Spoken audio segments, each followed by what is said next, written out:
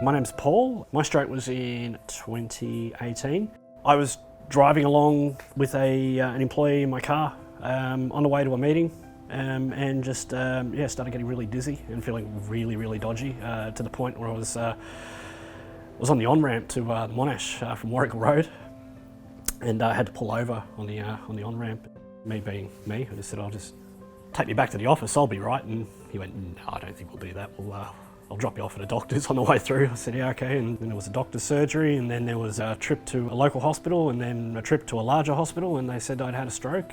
Stroke, that's what happens to old people, right? Like, I mean, I was like 42 at the time, pretty fit. It's funny, all the things that you worry about, stroke was not one of it. Did not even appear on my radar.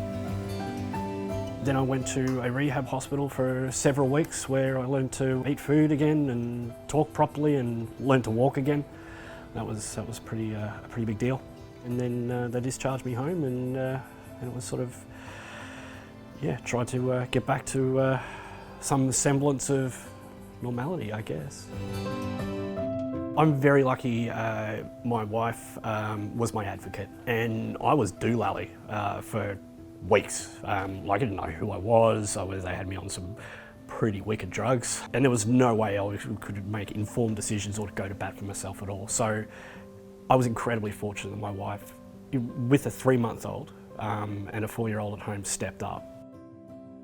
Later on, it was more of a mixed experience, that a lot of the information that was coming my way, like, the pamphlets and stuff, I couldn't really relate to, because it was all pictures of retirees on the front of them. When you do get those pamphlets and those take-homes, and you're basically sharing a rehabilitation hospital with people of my grandparents' age, vintage at the time, and a little bit younger, it's it's something I couldn't really relate to, and it was a real, it was a bit of a barrier. What I used to do for a living was I was an IT project manager. My job was multiple balls in the air, running meetings, managing people, taking phone calls, go. A fair chunk of stress too. All my injuries are cognitive. I lost a lot of my executive functions. I can't multitask now. My short-term memory is shot to heck. It's terrible. There are conversations I just do not recall having, and that's usually directly proportional to how tired I am. Being an IT project manager consultant and not having any ability for self-discipline, planning, managing your time, multitasking, that's a real sort of issue, and that's been a fundamental change to how I operate. I tend to go down rabbit holes a lot. You put an internet-enabled device in my hand and I'll disappear for an hour. And that brings its own challenges too, because I've had to outsource my short-term memory to my phone. Like, I've changed a lot since my injury. Up here got a real scramble, because there is just simply some things I cannot do anymore. And it's taken me a long time to come to terms with that, like a long time. And some days I still think I can. Some days I still think I'm a superhero. Oh no, I'm all good now, it's fine, I feel fine today. And you go out there and you get after it, and then 48 hours later I'm a basket case.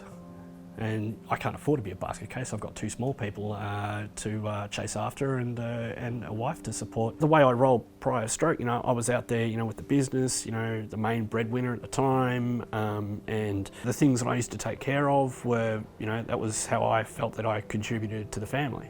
And all those things that I was good at don't exist anymore.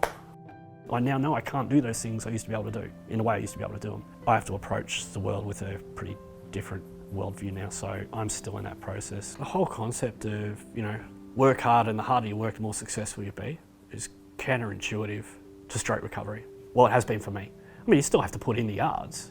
You can't just put your feet up and hope that your arms and legs and your brain starts working again. You do have to put in the yards, but it's a bit of a balancing act. The best thing you can do for yourself and your family is try to look after yourself as best you can, so you can get back out there and do what you can do as quickly as possible.